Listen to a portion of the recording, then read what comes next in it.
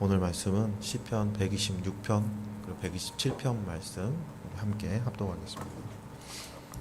여호와께서 시온의 포로를 돌려 보내실 때에 우리는 꿈꾸는 것 같았도다. 그때 우리 입에는 웃음이 가득하고 우리 혀에는 찬양이 찼었도다. 그때 문 나라 가운데에서 말하기를 여호와께서 그들을 위하여 큰 일을 행하셨다 하였도다. 여호와께서 우리를 위하여 큰 일을 행하셨으니 우리는 기쁘도다. 여호와께서 우리의 남방 포로를 남방 시내들 같이 돌려 보내소서. 눈물을 흘리며 씨를 뿌리는 자는 기쁨으로 거두리로다. 울며 씨를 뿌리러 나가는 자는 반드시 기쁨으로 그 곡식단을 가지고 돌아오리로다. 여호와께서 집을 세우지 아니하시면 세우는 자의 수고가 헛되며 여호와의 성을 지키는지 아니하시면 파수꾼의 깨어 있음이 헛되도다. 너희가 일찍이 일어나고 늦게 누우며 수고의 떡을 먹음이 헛되도다. 그러므로 여호와께서 그의 사랑하시는 자에게는 잠을 주시는도다. 보라, 자식들은 여호와의 기업이요 태의 열매는 그의 상급이로다. 젊은 자의 자식은 장사의 수중의 화살 같으니 그것이 그의 화살통에 가득한 자는 복되도다. 그들이 성문에서 그들의 원수와 담판할 때에 수치를 당하지 아니하리로다. 아멘. 참 올 여름은 무지무지하게 덥습니다. 농작물도 강한 햇볕 때문에 이기지 못하고 다 타버려서 상추, 배추값이 어마어마해서 며칠 전에 하나로마트 갔더니 배추 한 포기가 9,800원? 한 포기에 10,000원이에요. 너무 뜨겁다 보니까 농부들이 새롭게 씨를 뿌릴 엄두를 낼 수 없는 정도이죠. 그럼에도 농부들은 쉽게 농사를 포기하지 않죠. 하루하루 흘리는 땀과 눈물이 그냥 땅에 버려지는 것 같아도 그래도 농부는 씨를 뿌립니다. 어느 날 하나님께서 단비를 내려주시면 죽은 줄 알았던 땅에서 새싹이 돋아나죠. 버투가 다 타들어갔다고 한탄하는데 우리 장인 장모님이 가꾸시는 밭에 고추는 빨갛게 익어가고 있더라고요. 어려움 중에서 포기하지 않는 농부는 결국은 풍성한 추수를 거두게 되는 것입니다. 우리 인생도 마찬가지입니다. 인생에는 실패의 눈물, 상실의 눈물, 고통의 눈물, 그 외에도 각종 아픔의 눈물들이 있죠. 그런데 성경은 우리에게 분명하게 말씀하세요. 눈물을 흘리며 씨를 뿌리는 사람은 기쁨으로 거둔다. 울며 씨를 뿌리러 나가는 사람은 기쁨으로 단을 가지고 돌아온다. 아멘. 눈물로 씨를 뿌릴 때는 헛된 것처럼 보입니다. 그런데 하나님은 우리의 눈물을 헛되게 버려두지 않으시고 반드시 기쁨의 단으로 바꾸어 두시는 분이십니다. 여러분, 오늘 본문은 눈물의 씨앗이 기쁨의 단으로 되돌아오는 기환의 기쁨, 회복의 기쁨, 안식의 기쁨, 가정의 기쁨, 이 네 가지 기쁨에 대해서 우리에게 말씀하고 있어요.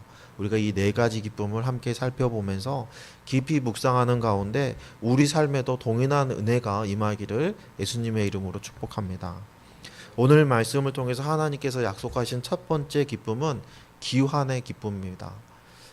1절부터 3절까지 말씀을 보면 주님께서 시온에서 잡혀간 포로를 시온으로 돌려보내실 때 우리는 꿈을 꾸는 사람들 같았다.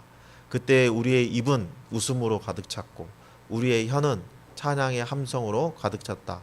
그때 다른 나라 백성들도 말하였다. 주님께서 그들의 편이 되셔서 큰 일을 하셨다. 주님께서 우리 편이 되시어 큰 일을 하셨을 때에 우리는 얼마나 기뻤던가. 이스라엘 백성들이 바벨론에서 해방돼서 돌아올 때 그것은 마치 꿈꾸는 것 같았다 라고 지금 말하고 있죠. 오랫동안 눈물로 살아가던 그 포로 생활에서 벗어나서 자유를 얻었기 때문에 그 귀환의 기쁨으로 인해서 입에는 웃음이 나오고 혀에는 찬송이 흘러나왔던 것입니다. 여러분, 이 본문 말씀은 단순히 고대 이스라엘의 그 귀한 이야기가 아닙니다. 우리가 죄와 사망의 포로였었죠. 그런데 예수 그리스도를 통해서 우리는 자유를 얻게 되었잖아요. 그때가 우리에게는 영적으로 귀환되는 순간입니다. 사망에서 생명으로 옮겨진 그 구원의 은혜, 우리 안에 참된 기쁨의 시작이 바로 귀환의 기쁨에서 시작되는 것이죠. 주님께서 그들의 편이 되어서 큰 일을 행하셨다라고 주변 나라들이 고백했듯이 하나님의 구원은 세상이 인정할 수밖에 없고 그 은혜를 경험한, 그 기쁨을 경험한 성도들은 은혜로 간증할 수밖에 없는 것입니다. 오늘 우리는 허그식을 했습니다. 이 허그식은 누가복음 15장의 그 탕자의 묘에서 집 나간 아들이 돌아왔을 때, 아직 아들이 먼 발치에 있을 때 아버지가 보선발로 나가서 아들을 안아주는 것에서부터 시작됐습니다. 잃어버린 한 영혼이 주님께 돌아와서 주님의 식구가 된 것을 기념하고 축하하는 자리이죠. 집을 나간 자녀가 집으로 다시 돌아왔을 때 부모의 마음은 그 이루 말할 수 없이 기쁨이 있을 것입니다. 여러분, 잃어버린 한 영혼이 주님께로 돌아왔을 때 하늘에는 잔치가 벌어진다고 했잖아요. 여러분, 하나님께서 우리를 죄로부터 단절되어서 하나님 관계가 끊어졌던 우리를 하나님께서 우리를 부르셔서 죄를 씻어주시고 그 관계가 회복되었을 때 하나님은 얼마나 기쁘셨을까요? 그리고 그 구원을 받은 우리, 선물로 받은 우리는 귀한의 기쁨을 누리게 되는 것입니다. 그러므로 우리가 이 시간에 단순히 이 자리에 모여 있는 것은 예배를 드리기 위한 단순한 모임이 아니라 눈물의 자리에서 찬송의 자리로 옮겨주신 하나님의 은혜를 기억하고 귀한의 기쁨을 다시 한번 상기하는 귀한 자리인 것입니다. 오늘 말씀을 통해서 하나님께서 약속하신 두 번째 기쁨은 회복의 기쁨입니다. 이스라엘 백성들의 귀환은 모든 문제의 끝이 아니었죠. 그들은 귀환했지만 여전히 회복되지는 않은 상태였어요. 땅은 여전히 황폐하였고 성전은 무너져 있었고 삶은 여전히 힘겨웠습니다. 그래서 그들은 이렇게 기도하죠. 주님, 네겝의 시내들에 다시 물이 흐르듯이 포로로 잡혀간 자들을 돌려보내 주십시오. 네겝은 남방의 건조한 땅입니다. 평상시에는 시내가 바짝 말라 있어요. 그런데 비가 내리면 갑자기 물이 흘러 넘쳐서 모든 것을 적시는 그런 것이죠. 시인은 하나님의 은혜가 이렇게 갑작스럽게 또는 풍성하게 압도적으로 임하기를 기원하고 있는 것입니다. 그런데 회복의 기쁨은 기다림 속에 있습니다. 회복은 단 한 번의 순식간에 오는 것이 아니라 하나님의 시간 속에서 이루어지는 거예요. 여러분, 병든 몸이 치유되고 깨어진 관계가 회복되고 무너진 가정이 다시 세워지는 것은 우리의 성급한 계산대로는 되는 게 아니죠. 그러나 우리가 소망 중에 기도하면서 기다릴 때 하나님의 일하심을 우리가 믿을 때 그 속에 기쁨이 있어요. 눈물을 흘리며 씨를 뿌리는 사람은 기쁨으로 단을 거둔다. 이 말씀은 단순한 농부의 얘기가 아닙니다. 바로 우리의 믿음의 이야기인 것이에요. 중환자실에 오랫동안 누워있던 환자가 가족들의 오랜 기도 끝에 회복되어서 걸어 나온다면 그 가족들의 얼굴에는 기쁨의 꽃이 피지 않겠습니까? 만약에 지금 이 순간 우리 예배당 문을 열고 박재문 장로님이 환하게 웃으면서 들어오신다면 얼마나 반갑고 우리 안에 얼마나 큰 기쁨이 있겠습니까? 그날을 위해서 우리가 눈물로 중보하는 것입니다. 눈물은 감정이 아니라 하나님께 드리는 기도와 회개와 헌신인 거예요. 하나님은 우리의 눈물을 그냥 버리지 않으시고 눈물병에 담아서 기억하신다고 말씀하셨어요. 그러므로 우리가 흘리는 눈물은 결코 헛되지 않습니다. 여러분, 우리의 눈물은 내일의 기쁨을 준비하는 씨앗이 되는 것입니다. 지금 우리는 주님 다시 오시는 그날에 하나님께서 모든 눈물을 닦아주실 때 그 영원한 기쁨을 누리게 될 것이라는 믿음을 가지고 있죠. 영적으로 우리가 죄의 절망 속에 있을 때 주님의 은혜로 다시 살아났을 때 그때 우리는 이미 회복의 기쁨을 누리고 있고요. 우리가 하나님께 절실히 기도하고 하나님 일하심을 믿고 순종할 때 우리는 날마다 이 회복의 기쁨을 누리면서 살아가게 되는 것입니다. 오늘 본문을 통해서 하나님께서 약속하신 세 번째 기쁨은 안식의 기쁨입니다. 시편 127편은 또 다른 기쁨을 보여주시는데 1절 2절 말씀을 보면 주님께서 집을 세우지 아니하시면 집을 세우는 사람의 수고가 헛되며 주님께서 성을 지키지 아니하시면 파수꾼의 깨어있음이 헛된 일이다. 일찍 일어나고 늦게 눕는 것, 먹고 살려고 애써 수고하는 모든 일이 헛된 일이다. 진실로 주님께서는 사랑하시는 사람에게는 그가 잠을 자는 동안에도 복을 주신다. 이렇게 약속해 주셨어요. 귀환한 이스라엘 공동체들이 성전을 다시 세우고 성벽을 재건해야 됐어요. 그러나 시인은 하나님이 세우지 않으시면 그 모든 수고가 헛된 것이 될 뿐이다 라고 경고하고 있습니다. 여기서 우리는 참된 안식의 기쁨을 발견할 수 있죠. 우리가 많은 일을 계획하고 우리가 빼가 빠지도록 일한다고 해서 우리에게 안식이 온다는 게 아니라는 거예요. 하나님이 함께 하시지 않으시면 우리의 모든 노고와 수고는 헛된 것이 되는 것이죠. 그러나 하나님께서 우리 함께 하심을, 하나님이 나를 위해서 일하고 계신다는 것을 그 신뢰할 때 우리 마음에 안식이 주어지고 참된 기쁨이 찾아오게 된다는 것입니다. 여러분, 하나님 그 사랑하시는 자에게 잠을 주신다 해서 예배 시간에 막 조는 것도 하나님이 사랑하셔서 그러는 거예요 라고 얘기하잖아요. 그런데 여러분, 잠은 단순한 육체의 수면을 얘기하는 게 아니에요. 하나님이 사랑하시는 자에게 주시는 그 평강, 보호, 그리고 안식을 의미하는 말씀입니다. 여러분, 농부가 씨를 뿌리잖아요. 그럼 씨를 뿌리고 날이 새도록 그 씨 뿌린 땅을 쳐다보고 있습니까? 아니죠. 씨 뿌리고 흙을 덮으면 집에 가서 발 뻗고 편안히 잠을 잡니다. 그러면 잠을 자는 동안에도 씨앗은 발화를 해서 나오게 되죠. 그 일은 농부가 하는 게 아니고 하나님이 해주시는 거예요. 하나님의 일하신 것을 믿고 맡기고 그 믿음이 있는 자는 평안한 잠을 누릴 수 있다는 말씀입니다.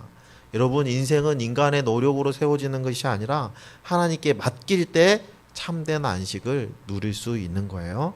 여러분, 아무리 많은 일을 해도요, 마음이 불안하면 기쁨이 있겠습니까? 그러나 하나님 안에 거하면 아무리 작은 것에도 감사할 수 있고 안식 속에서 참된 기쁨을 누릴 수 있죠. 방금 우리 특성했던 행복 찬양처럼 우리 아주 작은 것에도 하나님을 찬양할 수 있고 내 주신 작은 것 하나라도 감사할 수 있는 것. 또 그 가운데 하나님 안에서 참된 평안과 행복을 누릴 수 있는 것입니다.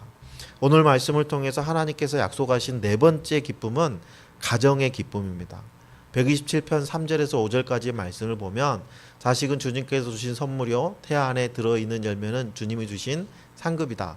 젊어서 낳은 자식은 용사의 손에 쥐어있는 화살과도 같으니 그런 화살이 화살통에 가득한 용사에게는 복이 있다. 그들은 성문에서 원수들과 담판할 때에 부끄러움을 당하지 아니할 것이다.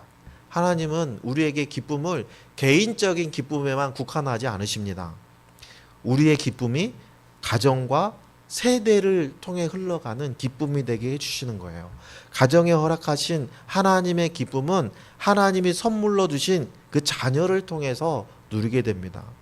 여러분, 자녀는 우리 능력으로 만들어내는 작품은 아니죠. 성경은 하나님께서 자녀를 뭐라고 말씀하세요? 하나님의 기업이고 상급이라고 말씀해 주십니다. 다시 말하면 하나님 우리 가정에 주신 선물이에요. 축복인 거죠. 또한 자녀는 용사의 손에 쥔 화살과도 같다 그랬잖아요. 부모 세대의 믿음이 자녀 세대를 통해서 마치 화살처럼 앞으로 나아가게 된다는 말씀입니다. 신앙으로 굳건하게 살던 부모가 세상을 떠난 뒤에 자녀들이 부모의 신앙을 받아서 참 독실한 신앙생활을 하고 있다면 천국에 있는 부모의 기쁨은 얼마나 크겠습니까? 바로 이것이 세대를 이어가는 기쁨이 되는 것입니다. 하나님은 우리에게 세대를 잇는 기쁨을 허락해 주셨어요. 그러므로 부모는 자녀를 세상 성공의 도구가 아니라 하나님 나라를 이어가는 믿음의 화살로 준비해야 되는 것입니다. 그리고 성문에서 원수와 단판 지을 때 부끄러움 당하지 않는다라고 말씀하세요. 고대 사회에서의 성문은 재판과 공적인 논의가 이루어지는 장소거든요. 자녀는 부모의 존귀와 승리의 상징이었습니다. 오늘날에도 믿음의 가정은 교회의 영광이고 또 복음의 증거가 되죠. 하나님께서는 자녀들을 통해서 존귀의 기쁨을 누리게 해주신다 약속하십니다.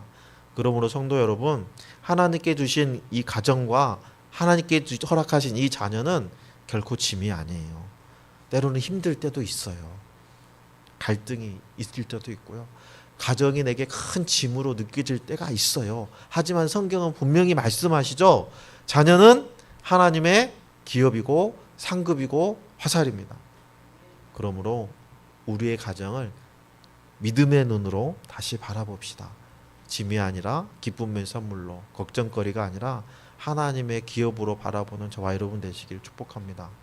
여러분, 가정의 기쁨은 크고 화려한 집, 기름진 밥상에서 나오는 것이 아니죠. 성경은 분명히 말씀하십니다. 잠언 15장 17절 같이 읽을까요? 서로 사랑하며 채소를 먹고 사는 것이 서로 미워하며 기름진 쇠고기를 먹고 사는 것보다 낫다. 하나님께서 주신 자녀와 가정을 사랑과 감사로 받아들일 때 우리 가정은 기쁨의 샘터가 되는 것입니다. 결론적으로 오늘 본문은 4가지의 기쁨을 우리에게 보여주고 있어요. 죄와 사망의 포로에서 해방될 때 느끼는 귀환의 기쁨, 눈물의 씨앗이 열매 맺을 때 누리는 회복의 기쁨, 하나님께 온전히 맡길 때 우리가 누리는 안식의 기쁨, 자녀와 세대를 통해 주시는 가정의 기쁨입니다. 우리의 인생은 눈물과 고난으로 가득할 때도 있습니다. 하나님의 백성의 눈물은 그러나 결코 헛되지 않습니다. 눈물은 씨앗이 됩니다. 그 씨앗은 반드시 기쁨의 단이 되어서 돌아올 것입니다. 1970년 평양 장대행교에서 일어났던 부흥의 역사가 바로 그 증거죠. 여러분, 길선주 장로가 강단에서 자신의 죄를 눈물로 고백했을 때 성령께서 강력하게 역사하셔서 회중 전체가 함께 회개하도록 했어요.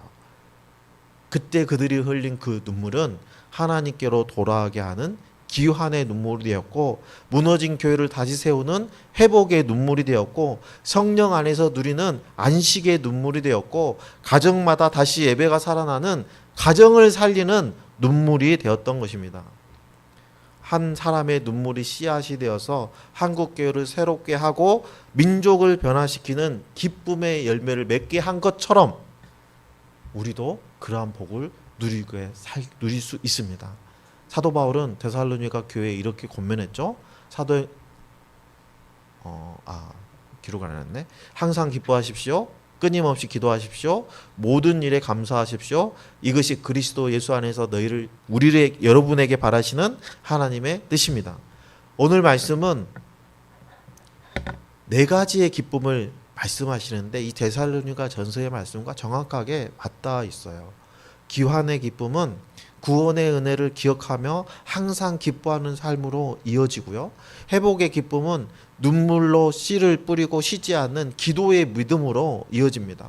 안식의 기쁨은 모든 상황 속에서도 하나님의 일하심을 인정하며 범사에 감사하는 삶으로 이어지고 있죠. 마지막에 가정의 기쁨은 바로 이 모든 것이 우리를 향하신 하나님의 뜻이라는 것을 믿는 믿음으로 나타나게 되는 것입니다. 그러므로 사랑하는 여러분, 오늘도 믿음으로 씨를 뿌리시기를 권면합니다. 여러분, 눈물 흘릴 수 있어요. 하지만 낙심하지는 마십시오. 그것이 주님 안에서 우리를 향한 하나님의 뜻입니다. 하나님께서는 반드시 기쁨을 거두게 하실 거예요. 우리가 예수 그리스도 안에 있을 때 모든 눈물은 찬송이 되고 모든 고난은 영광의 문이 되고 우리의 삶과 가정은 하나님이 주시는 기쁨으로 충만하게 될 줄로 믿습니다. 이 믿음을 붙잡고 세상 속에서 흔들리지 않고 기쁨을 증거하는 하나님의 사람으로 살아가는 저와 여러분의 하루하루가 되시기를 예수님의 이름으로